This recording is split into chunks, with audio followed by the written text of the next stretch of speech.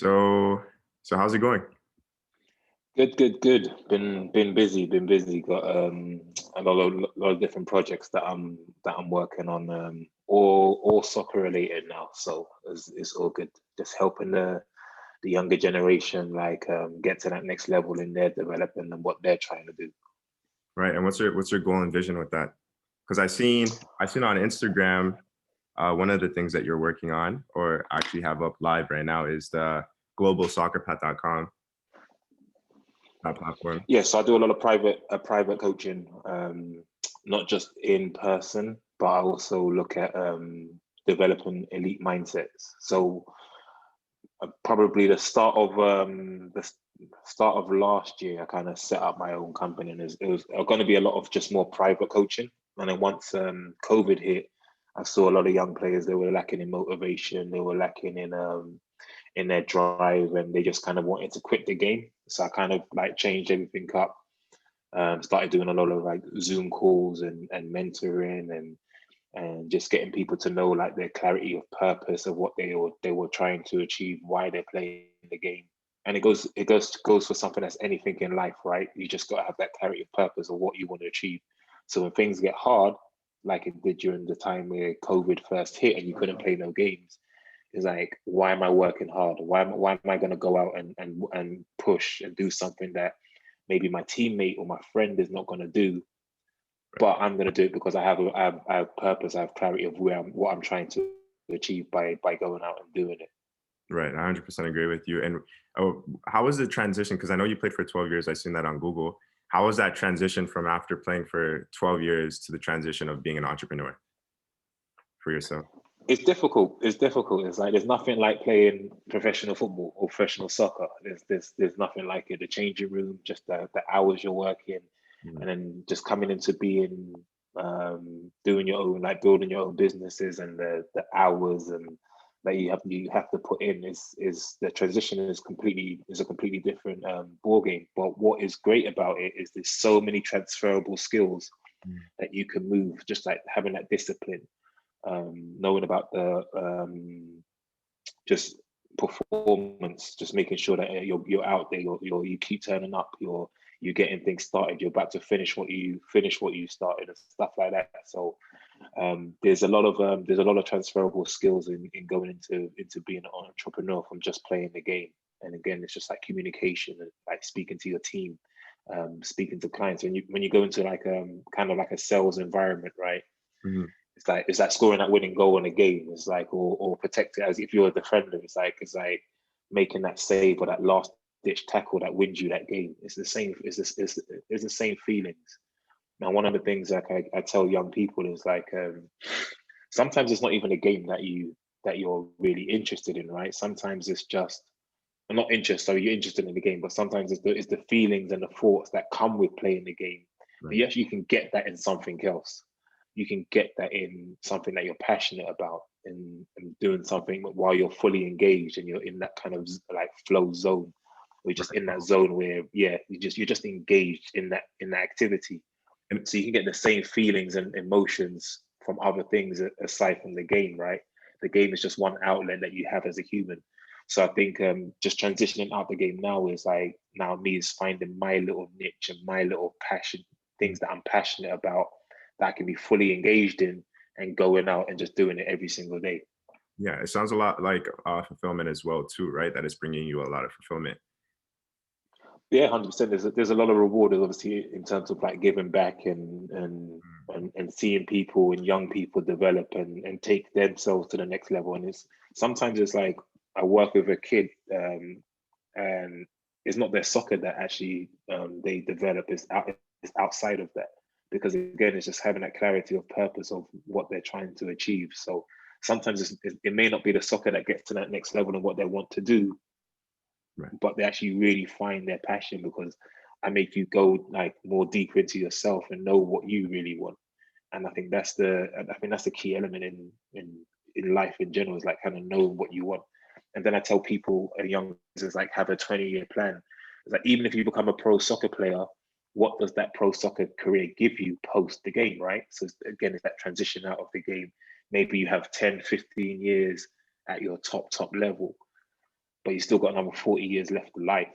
It's like, can you then become, what does that game give you? What does football, what does soccer give you beyond just playing on the field? So that's what I kind of go with my program in terms of like just that high performance and elite mentality, and it's beyond the game. What does it give you? Right. And I was wondering how much was that? Do you have different packages? How many packages do you have? Or is it just one package? Yeah, it's different packages. I speak to every individual based on kind of what they need. So there's not necessarily what's on the website now, because that does need to be updated, which will be updated soon. But there's whole different things. It includes like creating the right habits. It's like goal getting guides. It's like even work with a psychologist and work with a hypnotist, because sometimes you have these limiting beliefs and sometimes you have these blocks. And I'm not a psychologist, and I like, yes, some of the stuff I do is mind related, but I'm not a trained psychologist. So it's like, okay, if there's something that's really blocking you or blocking that person from really trying to achieve, can we unlock that? And can we unlock that with certain things that I do with psychologists and hypnotists as well? So just adding another element into just the mind, because I always say, like, as an athlete, and just given my story, you're looking at probably 80% of what you do as an athlete is probably mental. 20% is really about your ability and your talent. And it's like people say, scientists say, listen, you use 95% of what you do is unconscious, right? It's in your subconscious. So my thing is that, why do we focus so much on the physical, so much on what we're doing, and not on the mind, right? So much on like train harder, work harder. It's like, well, at some point you got to say, yeah, I'm working the hardest. I can't do anymore. My body literally can't do anymore. Right. But why am I not achieving what am I achieving? It's like I'm practicing. I'm like, I know I'm good. Why I'm not achieving what I want to achieve? And sometimes it's just mental. It's a mental thing. There's a mental switch that helps you able to elevate to that next level, and create instances where when it matters, you're at your peak as well. And that's the key element. It's not just necessarily in a training session where nothing's at stake. I can put it in the top corner 10 times easy. But then it's like, okay, crunch time. You're at a tryout, you're at a showcase game, you're playing against professional academy, you're playing to get scouted, you're playing for a new contract. Are you producing that same level, or are you more tense? Is your mind not there where it's like you're not at that peak level because you're anxious and you're nervous, and there's like that fear that's kind of changed your limbs and all that kind of stuff. So those are the key other different elements that I kind of work with players. Wow, yeah, your wealth of knowledge on and experience of the 12 years has like truly paid off, and just like being on this call with you and the conversation that we're having is truly amazing. And I like the 80-20 rule that you're talking about, how 80% is all mental and 20% is actually taking the action and doing it. I just wanted to share with you really quickly, like one of my favorite books. You probably read this too, Think and Grow Rich, Napoleon Hill. Yeah. I have read the book. It's all in the thinking, right? Mm-hmm. So, sorry, this is off topic. I didn't want to. I want to respect your time. How much time did you have on the call with me? Did you want to take? We're good for time. We're good for time for good, like half an hour, 45 minutes. We're good. Okay, cool. Thank you. So, okay, I've seen this on Wikipedia too because I did my due diligence. What does it say? So your process was why is this here? Your process was a little bit more different, right? Yes. You were 21. Oh wait, sorry. I wanted to mention this too.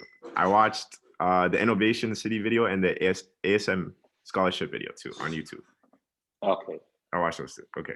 So yeah, so you signed at 21 and you were able to do get your degree. Mm-hmm.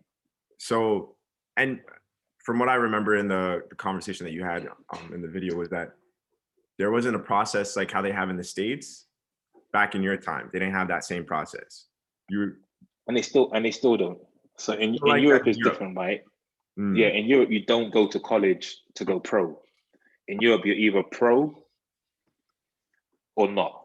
So like you're in professional academies from young, from 13, 14 years old. And then when you get to 16, 17, probably 18, probably 17 to 18, you're looking at signing your pro contract.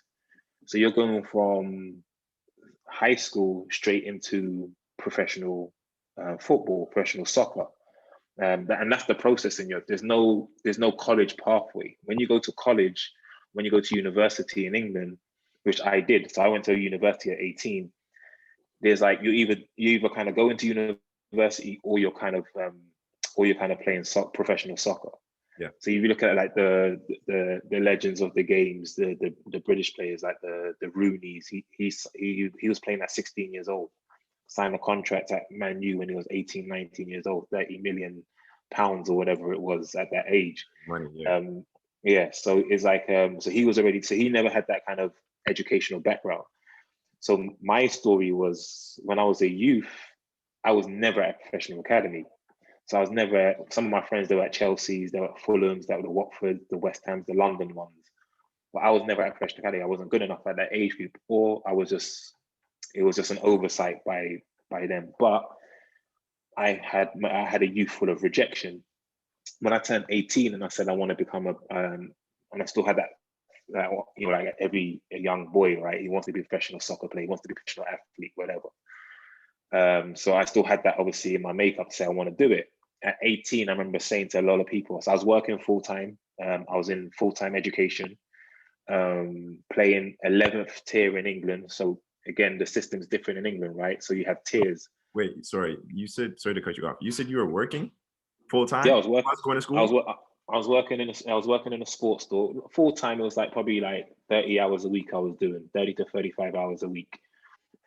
Full-time education, yeah, about 35 hours a week in terms of working in a sports store in central London. And playing football. Okay. And then, and then it got to a point where it's just like, at that level, I was playing 11th tier. So I was playing adult football at 17 years old, 17, 18, I was playing adult football, but it's like 11th tier. So the system's different in England. There's no closed leagues, right? So you look at the Premier League, then you got Championship, League One, League Two, then you got National League, and then it goes down and down. And then the carrot for all those leagues is like if you do well and you come in and you come top of that league, you can get promoted to the next level, right? And the ones that come bottom of the level above go down. So you got a whole promotion relegation system. So the carrot for a young player who's playing at even 11th tier, he can still continually rise, like a Jamie Vardy, for instance. He's kind of played every single level in England, from non-league all the way up to Premier League, and then playing national team. Yeah, I remember I remember you were saying that was a special occasion, like that was a special situation, because that doesn't happen very often. No, it doesn't happen very often, but it takes like a lot of grit, a lot of resilience, and a lot of hard work, and again, mentally just being ready for that opportunity. So when I graduated university, literally just a week later, I'm playing a game against Luton Town, which was my first club.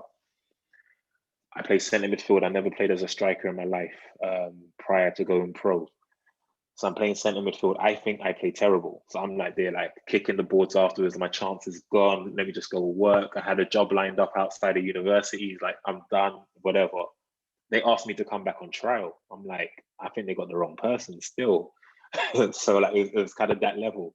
Wow. And then I come back on trial. 6 weeks, I go to after a couple of weeks, I go to the assistant manager, say, listen, I'm jumping on train from London to Luton, which is about half an hour on train. It takes me about an hour total to get there, walking a mile from the station to the ground to go train. I said, I can't afford to keep coming. I'm 21 years old, still living with my parents. But I said, listen, I can't afford to keep coming. He was like, take it or leave it. This is your opportunity. I was like, oh, damn, it's like that. I was like, wow. I was like, okay, fair enough. Let me see where this goes. After a few weeks after that, they start paying my expenses, which like equivalent to like $50 a week. That just the cost of my public transport just to get to training every day. Yeah. I'm on $50 a week for 8 months, but I'm playing in the first team. So I'm up and down the country, traveling in hotels. I make my debut in a league game got dragged after like 40 minutes because the referee threatened to send me off. And this is me playing against 10,000 in front of 10,000 fans away to Plymouth. Managed to score a goal, and then you're looking at 8 months on $50 a week playing in the first team. Start just improving until the point where it's like I score a hat trick in a league game. And these times, like, remember, like I had never played striker in my life. And you were scoring goals. Prior to this time, I never played striker in my life. They just converted me into a striker. They said, okay, you play up top, you're going to play as a striker. And then like I score a hat trick in a league game, and then from there, I was able to sign my contract for 2.5 years. And were you finished school by that time, I was finished school. Were you still working at that time, or did you stop working? No, I stopped working. So your full-time job was just football. Yeah. So like literally I was just giving it everything I got. I said, listen, I'm 21. I'll give it a year. I'll just give it like whatever it takes to and then obviously when they asked me to come back on trial, they were like, and I didn't know what was happening in terms of like, I was like, do they really want me? They had like financial difficulties at the time as well. So the club was in administration. So the governing body wouldn't allow them to sign players. And so like, but I was like, okay, I'm just going to keep turning up till they tell me not to. I'm just going to keep turning up. And every day I'm there on time, but I'm taking public transport, jumping on train, walking a mile. I'm playing games. And then like before I sign my contract, there's a couple of home games where I win man of the match. So I'm like MVP for that day. So I got a bottle of champagne, a trophy, man of the match trophy, my boots on my back, and me and my friends are walking back to the station. Same thing, like walking to the station to go home.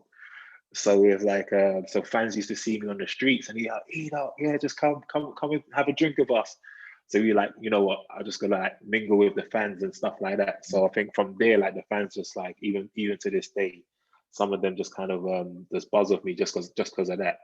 But again, it's just like, it's clarity of purpose. It's like, what do you really want? And then it's like, then are you gonna go through all the dramas, the emotions, the vulnerability, the lack of self-belief, the lack of self-confidence, and keep pursuing it despite all that? And I think that's one of the things that allowed me to play for so long, was that at that beginning stage, even though at times it's like I wasn't the most confident, I didn't think they actually wanted me. My self-belief was probably at sometimes on the floor, especially after I made my debut. I was like, oh, I'm done. Like, this game's not for me, whatever, this is too quick, all that kind of stuff. And yeah, from there, I was just like, you know what, I'm just going to keep turning up till they tell me not to. If they're not telling me not to come, that means they must still want me at some type of level or whatever. And I just kept improving. And then just got my head down, worked. And then just mental wise, it's like, it's absorbing, right? It's absorbing the game. It's being engaged. I was engaged in training. I was engaged in looking what strikers do in terms of movement, play, what the manager liked in terms of the striker that was playing ahead of me, what he did in games, all that kind of stuff. And I think that just being engaged is a key element, because like, if your mind's wandering, if you're in training sessions, right, and your mind's wandering, or I'm sure every young student's been there, you've been in class, right, you've been in class in school, but your mind's wandering, you're thinking about other stuff, you're not engaged in that class, so you're not really absorbing and immersing yourself in what you're learning because you're not engaged. But once you're engaged just mentally and in what you're doing, you're able to take things in subconsciously that it's not about thinking about what you're trying to do like later down the line.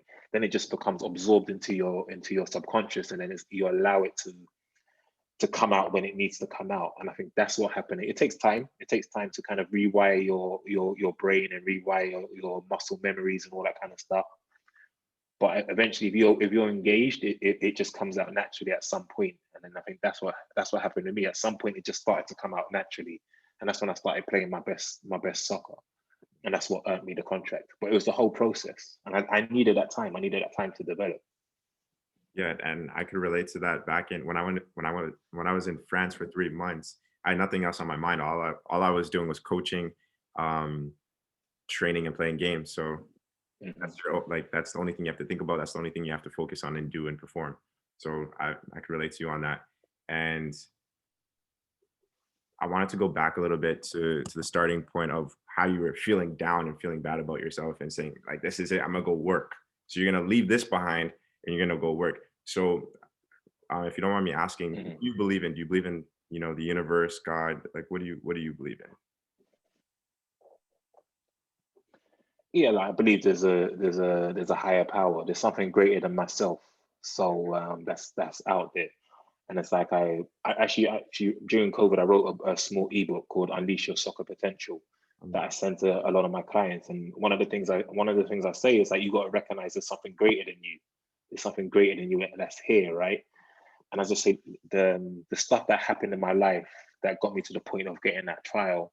Yes, there were certain choices that I made. There were certain choices that I made specifically for me that says, okay, I'm trying to align myself with being a professional soccer player or just a professional athlete in general.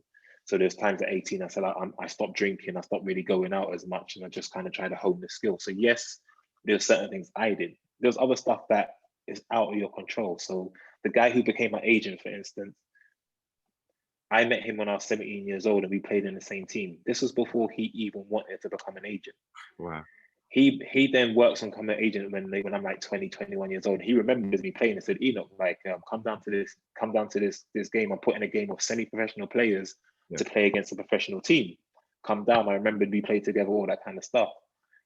Then like again, that's something that you can't control that, right? Mhm. When I was 19, a lady comes to my training session when I was playing for Wolves and Constantine, like 11th tier football. She says, you're about as tall as Vieira. I was like, I don't know, I've never met him, but maybe. And she's like, come to these auditions. It's for this part, for a Nike advert, and you get paid this amount of money. And I was like, yeah, whatever, like not believing what she's saying. But I go to the auditions anyway. And then I get the part and they fly me to Rome for 3 weeks. And I'm a body double for Patrick Vieira in the 2002 World Cup Nike advert. And I meet the top 24 players under Nike at the time. Again, something that's out of your control. I didn't seek it out. I didn't go. I didn't like. Obviously, back then probably Google wasn't as big as it is now. But back then, I wasn't on the internet looking for opportunities to go do a Nike advert. Something just came my way. I went to the auditions and I took the opportunity. Right. Right. So again, that's beyond my control. Yes, at a point I have to take the opportunity. I have to go to the auditions and I had to do well in the auditions. I had to do well in doing some tricks in the five side. I had to do well in terms of doing just a couple of tricks in front of the camera by myself to get the part. But that was out of my control. So there's so many things that's out of your control. There's so many things that's out of your control. But once you make a decision of what you want to do, once you start doing like having that clarity of purpose, certain things just align in your life that helps you go to that process of where you're trying to be. And I think that's beyond you. That's beyond your capability of trying to control. And I tell people it's like you can't control everything. You can't control if you're going to play every game, if you get injured and all that kind of stuff. But what you can control is your mentality at that point. If you do get injured, you can control your mentality if you're not playing. You can sulk, you can whine, you can moan, or you can go out and you can work harder and you can say, okay, this is just a blip, or this is just something that's telling me that I need to do something different to get where I want to go. Maybe it's not working harder. Maybe it's actually working less. Sometimes it's just working less. Sometimes it's not just working hard. People always think it's about working hard, working hard, working hard. Sometimes it isn't. Sometimes it's just having that mentality that you're doing the right thing, you're doing the right things. You have to trust in your process and trust in the process. And then things are going to happen for you when they're right, but you just have to be in the right condition to take that opportunity. Yeah. And were you aware of those things back in that time, that specific time, or is this something that you've just built up along your journey? Um, the funny thing is like there's an awareness of something greater than you, right? I always had that. I was kind of raised as a Christian, raised in believing in God, believing in like there's a power beyond you and just tapping into that power. Always had that throughout my whole life. So even like the point that I've meditated since I was a kid. And I think meditation again is a huge element of how I've achieved what I have achieved, because I used meditation in just visualizing what I wanted to do and just seeing it in my mind's eye before I went out physically and did it on the pitch. Yeah. Just stuff like that. All of that stuff helps. All of that stuff helps. But I think one of the main things I did when I was 18, and I don't know if this was banter or I don't know if this was like I don't know at the time, but I said 3 things would happen. I was like, 1, I'm going to play pro soccer.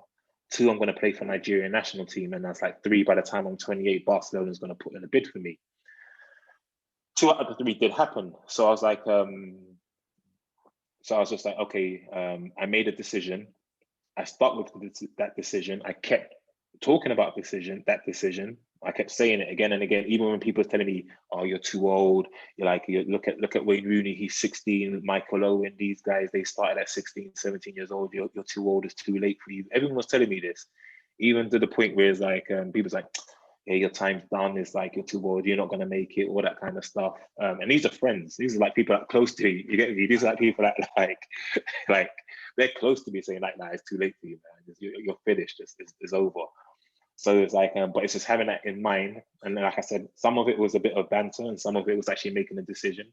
But then on top of that decision, I made sub decisions from that, like not drinking alcohol, not going out so much, and try and train a little bit more, all that kind of stuff, to align myself with what I felt at the time. I didn't know, but what I felt at the time was to be a professional athlete and be a professional soccer player.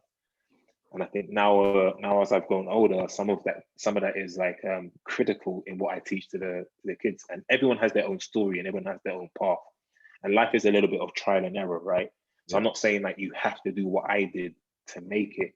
But what I'm saying is try to align yourself with what you believe. Because the thing is, like, if you believe something, you're able to obviously move forward in life because of that belief, right? If you don't believe something, so you may believe everything I say, and then you use all the techniques I use, all the stuff that I use to become a pro, and then that works for you and you become a pro, but only because you believe in my story, you believe in what I'm telling you, and you believe in me. But if you didn't believe in me, no matter what I tell you, no matter what you try to incorporate into your routines, it's not gonna work for you because you don't have no belief in it. So I think that's one of the things where it's like, I teach everyone has their own story. There's no one right way to make it. There's all different paths to the same destination, and you just got to figure out your own path. And yes, I can help you figure out your own path, but I'm not saying my way is the be all and end all. I'm just saying that these are some of the tools that you could use and incorporate it into your routines and habits. Yeah, I agree 100%. Belief, aligning. It's like speaking back to I like the laws of the universe, speaking back to the universe. One of the things that I've been doing, like right here on my suitcase packed, I've been practicing French, and I make it easy for myself to work out. So that having the discipline to be able to train quickly and all that stuff. Even just to share with you quickly, like before this call, I'm like, shit, I gotta get prepared. So woke up at 9 a.m., got ready, did some skipping rope, got the heartbeat up. I'm like, all right, get my workout in real quick. Take a cold shower, prepare for the call, send you the link and all these things, right? So it's like that discipline. That, and even in the shower too, I was just like preparing mentally, just like thinking about how the conversations go, what am I gonna say, and all these things. But then I'm like, okay, let me relax, let me just focus, get on the call, and enjoy myself, enjoy this conversation with you, and you know, gain value and provide value as well. I want to give you value as well too. And one of the ways that I was thinking about providing value is that I'm not too sure if you've seen, but I have 2 books. This one, I want to become a professional soccer player, the ultimate guide for a soccer player to go pro. Obviously I still have work to do. I got to make that a reality for sure. But right now I am selling ad space on LinkedIn. But if you were interested, I could, if you could send me like a design, or I could get a design done for you of ad space, a page, like a full page of advertisements inside of the book. If you're interested in that, I would love to do something like that for you. Cool. Yeah. So that's one of the ways I want to provide value. The other thing that I wanted to talk about too was, well, actually, can I share my story with you real quick? Yeah, of course. Long story. Every story is a good story. Yeah. Long story short. So 2018 was the first time I went to England. Well, not the first time, actually, probably the second time. But this was a project trip for 6 weeks through A&B Academy. And it was actually just the last game that we played where we had a whole bunch of scouts come out through the organization. And this is the time where I told you Reading FC came out to watch us. So I started the first half playing right wing, and I was able to fully use my opportunity and actually put the ball in the net. I think I only played the first half, and then I came off second half and went back on. So I played around 70 minutes. So in that situation, I was picked up from Reading FC, came back to Canada after the 6 weeks, and then I talked to my coach. My coach said Reading FC was interested in you, a Champions League team, and this is a good look. Something possibly could happen out of this. Long story short, it didn't happen for whatever reason. I guess this is a normal thing. I don't know too much about this, but it's a normal thing that they just go through players and they forget about them and then they move on. Yeah, there's like there's a lot of competition. Yeah, a lot of competition for players. So it's like they may be interested in you one time, time moves, they yeah, see another player that's more suited, and then of course if you're coming in as an international and all that kind of stuff, there's all that drama about international having to like be cost effective in terms of like maybe getting you digs, getting your like place to live, all that kind of stuff. So then you're competing against local people who has a place to live, all that kind of stuff that may be same level as you. So even if you're good enough, it may not be the right way for you to come in because someone that's just as good as you is a cheaper option right. for the club. So it's all those different elements that that can create the story. But obviously, in your mind at the time, it may be like, damn, they just don't want me no more, or whatever. So it's like you can use it as a negative, or you can put a positive spin on it. So because you don't know the reason why you wasn't brought back, right? Exactly. So again, it's just always about just how you reframe certain things that's happening to you. Yeah. So that's in England is what gave me the full belief in myself. Like this is actually possible. I could actually do this. That's when I was in England. So that gave me the confidence, the full confidence within myself. I said I could do this. This is actually a possibility. So then I continued. I became better. Worked on myself. And then 2019 came, and another opportunity proposed themselves. It was in France. Went to France for 3 months, and this is where I was fully immersed, engaged, and this was on me. I came back to Canada, was supposed to get my visa, procrastinated, didn't get my visa to go back. I was on a Division 5 team and trying out for a division for the first team, which was in Division 4, a club called Le May. So I had a place, I had a team, had everything, and then I messed up the manifestation of it happening because I self-sabotaged it. So now that opportunity is gone. Because I would have been able to go back for preseason. Okay, but that's in the past. So now moving on into the future, I'm about to turn 21 in April 4th. And I'm kind of like in the same situation as you, but not the same because you actually got your degree, graduated, and then went pro. But I didn't go to school for specific reasons. And just to share a little bit about that was just simply because I'm inspired and motivated by my uncle, Jay Waterman. He's on LinkedIn as well. He's involved in the blockchain, but he does coding. So he's one of my mentors, and that's where I get a lot of the powers from. You know, a lot of the confidence and all these things, because of my knowledge that he's shared and that I have went on to continue my journey on with that. So I know I'm rambling on here, but where I'm trying to get to is. That's cool.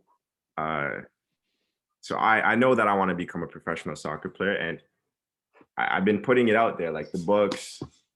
I've been talking about it. Now I'm like connecting with more and more people to create a network, a strong network, and obviously create something out of this. How do I say this? But yes, okay. So now in the present time, what's going on now is that I have the opportunity again to go back to France, which is a great opportunity. But I'm more so, I wanted to talk to you about this. I'm in a mindset now where I feel great. I feel good. I'm doing everything that I need to do. My diet, I'm healthy. I don't have any blockages. I've worked on those. So it's more so, it's just like, I'm ready for the opportunity. It's just like, what would I say? It's actually doing it now. That's what it is. So yeah, I think that's the main thing, right? So there's like you can obviously mentally prepare yourself, and there's like this different planes of existence, right? So you can mentally, in your mind, you can mentally be prepared. You can be ready. You can be ready for an opportunity, ready to go out there, ready to work hard, ready to push yourself. Then you get into that opportunity, and then there's different elements that come into it, right? Not only mentally, because once you're going through the process, now there's like you may have some fears and anxiety. Maybe it's like, oh shit, maybe I'm not as good as I thought I was, or maybe I'm not as fit as I thought I was. Maybe I need to adjust certain things. And then it's like, but you have to be able just to adapt to any situation that's there for you. So like I said, it's like I didn't play striker till I turned pro. So I literally just adapted to a situation and learned and engaged. I was just engaged in that moment, engaged in those times I needed to learn to play a striker. And I think those are the key elements. So you can be in it because you have a mental existence, you've got a spiritual existence, then you got the physical. Then your physical has to match up with everything. So that's where you create that harmony, right, between your mind, body, and your soul. Once you create that harmony, you're able to move through different aspects of what you're trying to achieve. So then you have to go into that situation and say, okay, mentally I'm ready, I'm prepared. I feel like I'm prepared physically. Then you get to that situation, and then you're like, there's other little subtle elements to it that's going to kind of maybe change your preparedness for it, because it's be like, oh shit, like now it's real. Yeah, it's in my mind. I know it's there, but now it's real. Now I have to do it. It's almost like saying like public speaking, for instance, right? You could be scared about public speaking. You could be nervous beforehand, and then like you go on stage and you freeze, or you go on stage and you knock it out of the park. So there's like, then they get to a point where it's like, okay, you may be prepared, you may be ready, but now you have to deal with the actual thing that's there right now. And I think that's where it's just like, you just got to be prepared to just adapt to every single moment. But once you're fully engaged, you see the opportunity. You're going to see the opportunity once you're fully engaged in that actual thing that's happening. Yeah, that's a really good point. I never looked at it like that, but that's true. Thank you for that. Yeah, no problem. And I've seen it like so many times. It's like in my mind, like obviously before I turn pro, it's like, yeah, I'll do this, I'll do that, I'll do this, I do that. Like I get on the field, I'll block that man, I'll beat him easy, all that kind of stuff. And then it gets real with it. And the guy's right in front of you now. And there's no talk no more. It's not about talk, it's about doing it, right? Action. And that's where it's like maybe, so maybe the first time. So if I'm saying like I'm quicker than someone, or I'm just I can beat that defender every single time, right? And then the first minute of the game, the guy absolutely takes me out, beats me to the ball, and I'm like, whoa, he's quicker than I thought he was, or he's better than I thought he was. Then it's like, mentally, can you adapt to that situation, or mentally, are you going to be like, he's actually better than me and I can't get past him? That's the key element, is that when you're in that moment, then it's like, then it becomes real. And then it's like, can you adapt to that moment? Even if he beats you one time. There's one thing all managers used to say, is that first challenge, first, when the ball's up in the air for the header, win that ball, because then you have the ascendancy straight away. Because now the other player's gonna be like, okay, whoa, this guy's up for the game. It's like, whoa, this guy's good in the air. Maybe I need to adjust my game to him. And that's where it's like, when it gets real, when you're in that game, you're in that moment, or you're in that training session, or you're in that trial, or you sign for the team, and now you're in a new environment. Then it's just adjusting to that new environment and adapting. And I think one of the things, like I keep telling people, and I think COVID is showing this to everybody, is like, one, nothing's certain, and two is like, can you adapt, even if it's a negative occurrence? Can you adapt to what's happening? And I think if you're able to do that, if you're able to adapt to different things that's happening and different subtle energies around you, that's how you're able to really navigate and go from next level to next level to the next level. Yeah. Wow, that's powerful right there. So what are three tips that you would give to someone like myself? 3 tips, I'd be like, just see it in your mind's eye.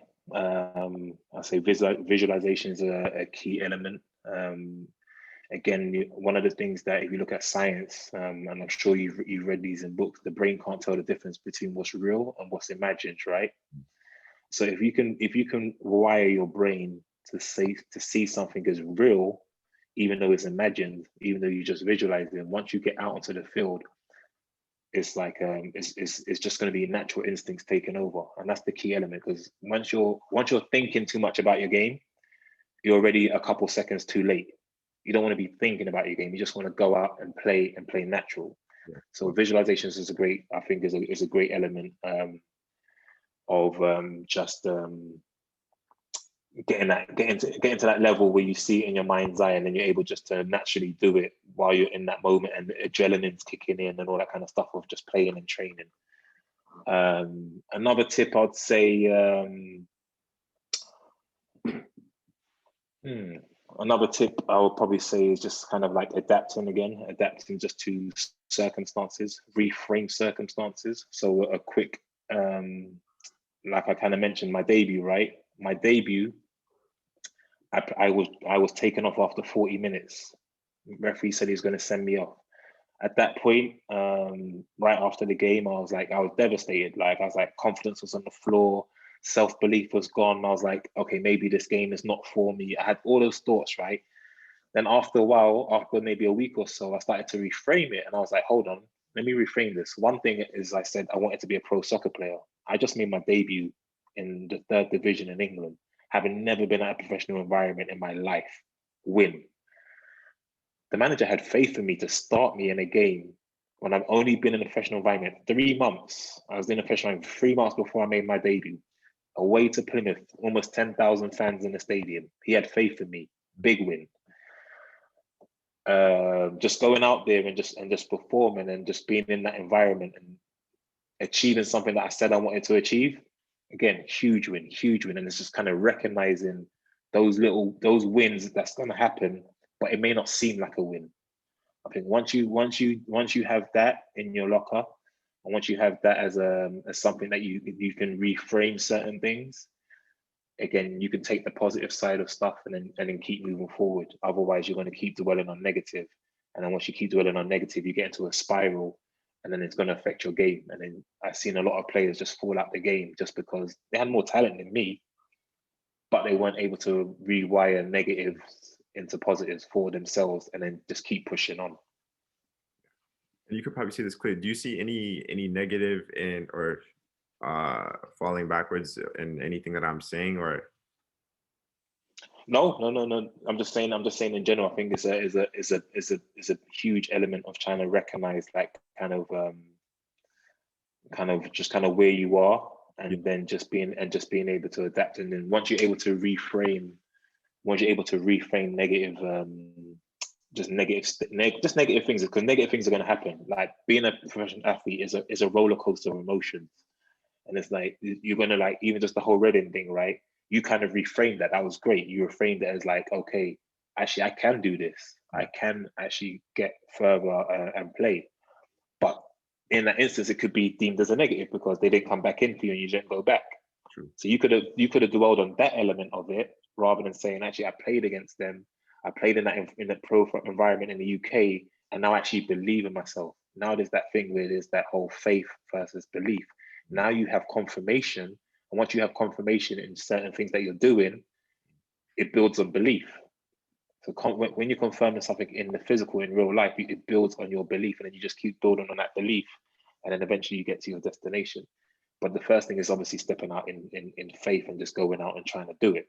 Because if you don't try nothing, you ain't getting nowhere, right? Right.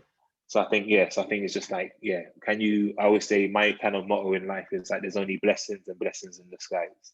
Yeah. So I can tell you multiple stories just throughout my career where I had to use that and kind of reframe negatives, and like real negatives, into not just like someone beating you, someone being quicker than you, and all that kind of stuff in the game, and instantly reframe it. But like big things where at one point doctors say I may never play football again.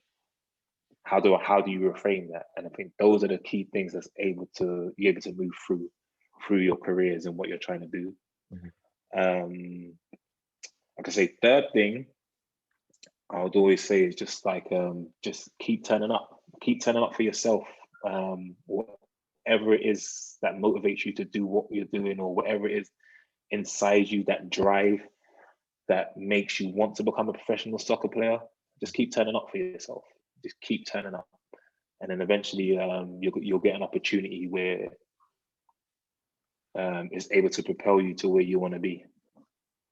Right. Yeah. Wow. I mean, I want to ask you. I'd love to have you as my mentor. Like, okay, we're just on like the call, but the amount of information and knowledge that you're sharing with me, it's just like, it's really unlocking. I'm going too far off with this, but it's to simply put it, it's really helping me.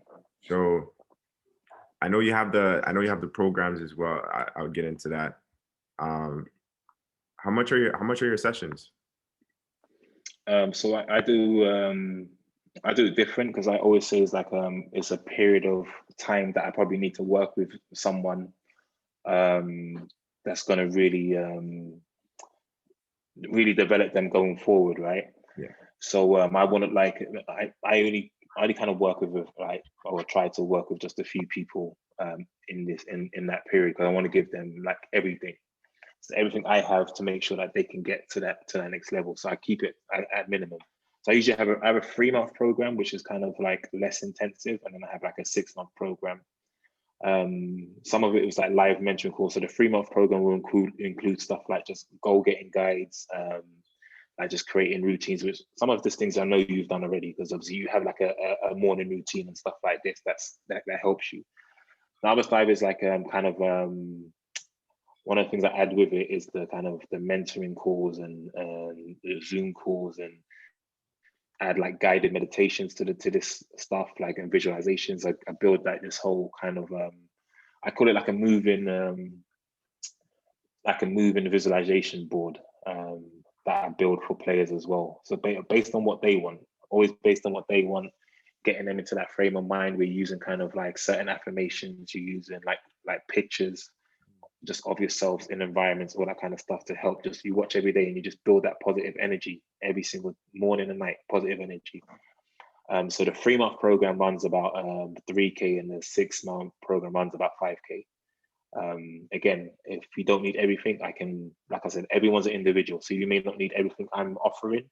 Yeah. So I'll just work it out with this. If it's just the mentoring, I'll just work out a price just for the mentoring. If it's just certain elements of the package that I built, like I said, remember I said I had a psychologist, I had hypnotist, like 3 sessions, 3 1-hour session and that. So so I'll just build it as the person wants, basically.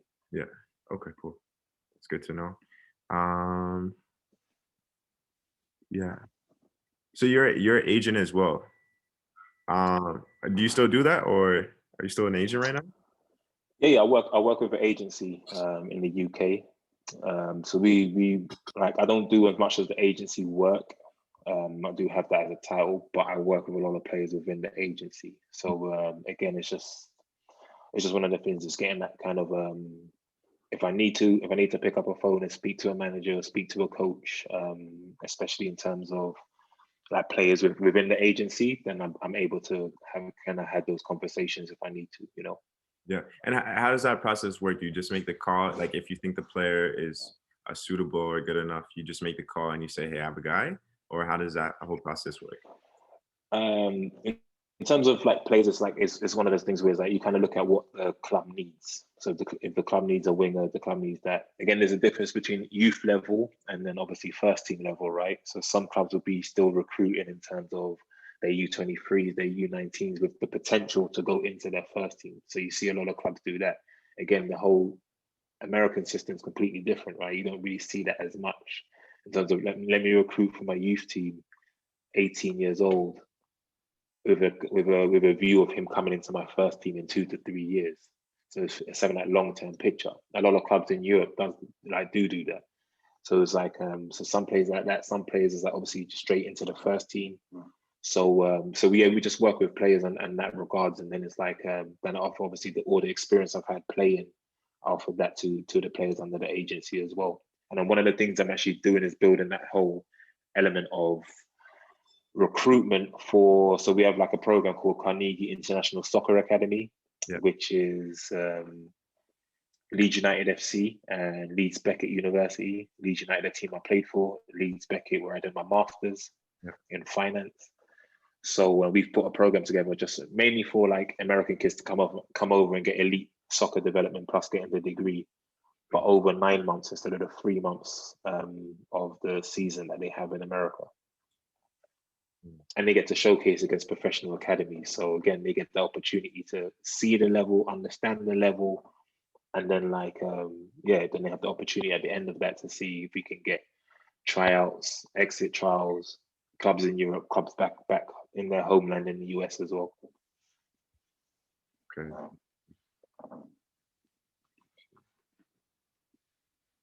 Yeah, that sounds really good. Where's this? Where's this?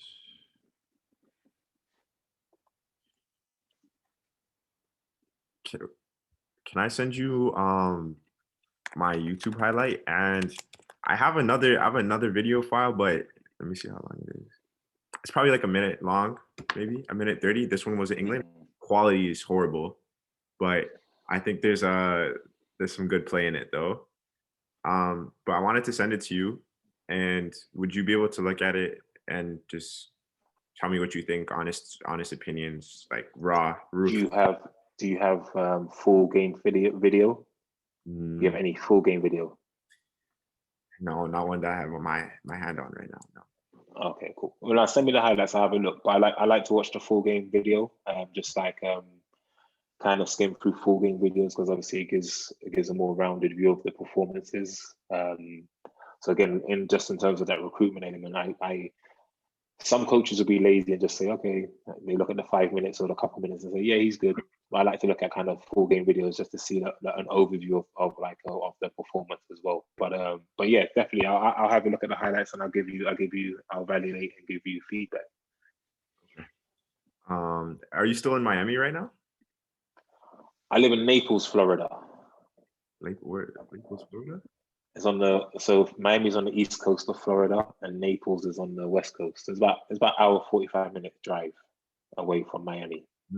How far would that be? I'm back and forth. How far would that be from Lauderdale, I think?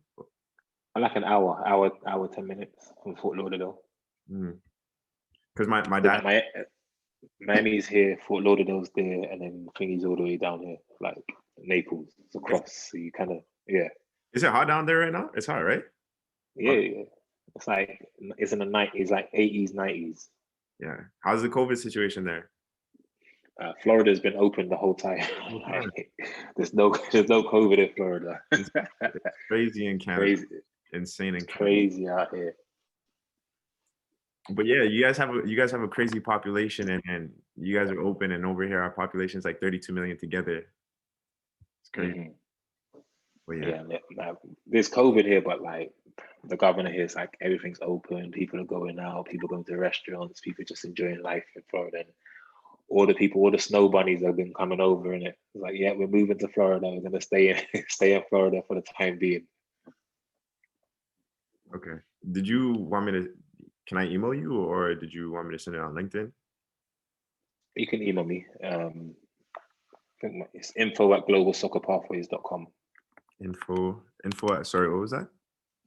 At globalsoccerpathways.com.